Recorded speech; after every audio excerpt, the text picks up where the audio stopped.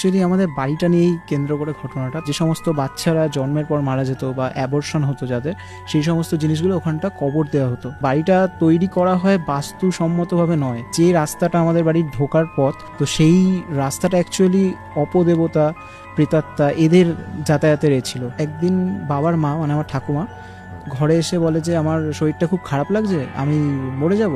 তো বাবা রেডিও শুনছে, আমার ঠাকুমা ছাদে গেছে, হঠাৎ একটা জোরে শব্দ হয়েছে বিশাল। আর রেডিওর যে অ্যান্টেনাগুলো মানে কানেক্ট করে যে নেটওয়ার্কে, সেটাও না একটা হেজি একটা ভাব, জি এরকম একটা হয়ে গেছিল। দেখা যায় যে আমার ঠাকুমা ছাদ থেকে লাফ দিয়ে আত্মহত্যা করেছে।